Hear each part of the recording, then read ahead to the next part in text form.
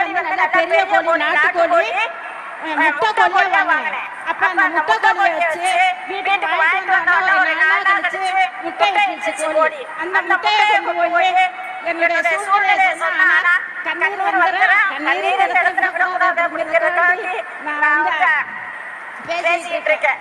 இது அந்த முட்டையை கொண்டு போய் கொடுத்தேன். முட்டை வாங்கிக்கிறீங்களா? நல்ல வசதியான ஃபேமிலி. முட்டை வாங்கிக்கிறீங்களா அப்படின்னு கேட்கல, நான் வாங்கிக்கிறேன் அப்படின்னு சொல்றாங்க. அப்ப சொல்லுது எவ்வளவு? 20 ரூபா. அப்ப 10 முட்டை எவ்வளவு? 200 ரூபா.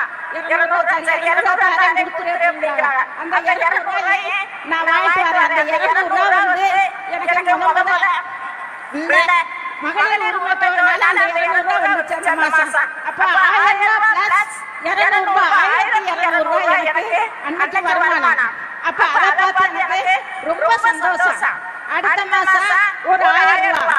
அந்த 1000 ரூபாயை வச்சு இதே ஒரு கோழி வாங்குவோம் அப்படின்னு சொல்லிட்டு 4 முட்டைக்கார போட்டா 3 மாசம் குஞ்சு, 4 மாசம் குஞ்சு வாங்கினேன். 4 குஞ்சு அதை வச்சு அதை விட்டுட்டு அடுத்த 3 மாசம் சேர்த்தேன் காசு. 3 மாசம் 4 மாசம் இப்போ வந்து நம்ம உழைக்கிறோம். 200 ரூபாய்க்கே உழைக்கிறோம். அந்த 200 ரூபாயை ஒன்றும் செய்ய முடியல. இந்த மகளிர் உரிமைத்தொகை 4 மாசம் அப்படியே சேவிங்ஸ்ல போட்டு 4 மாசத்துக்கு 4000 வந்துச்சு. அதோட பிளஸ் இந்த கோழி குஞ்சு வாங்கினேன். 4 குஞ்சு. அந்த குஞ்சு 1000 ரூபாய்க்கு வாங்கினேன். அந்த குஞ்சு முட்டை இட்டுச்சு. அந்த 2 கோழி முட்டை இட்டுச்சு.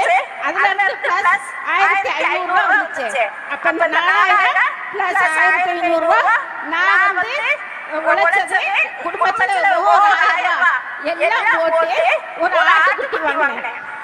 ஆட்டுக்குட்டி வாங்கினா நம்ம நல்லா வளர்த்தோம்னா ஒரு 15000 வரும். அப்ப நம்ம வந்து 15000 கண்ணால பார்க்கலாம்.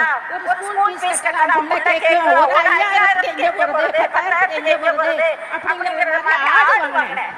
ஆடு வாங்கி நல்லா ஹெல்த்தியா வளர்த்து 2 ஆட்டுக்கு 15,000 30,000 விட்டேன். போன ஜனவரி மாசம் ஒரு ஆடு வாங்கினேன்.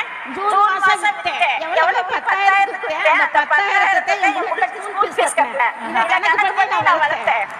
ஸ்கூல் ஃபீஸ் கட்டல. நம்ம எல்லா பிள்ளைகளும் படிக்கணும். ஸ்கூல்ல போய் வச்சிட்டு கூடாது அப்படிங்கறதுக்காண்டி அதை கொடுத்துட்டு அந்த 10,000 அந்த நாளே போகும் அப்படின்னு சொல்லி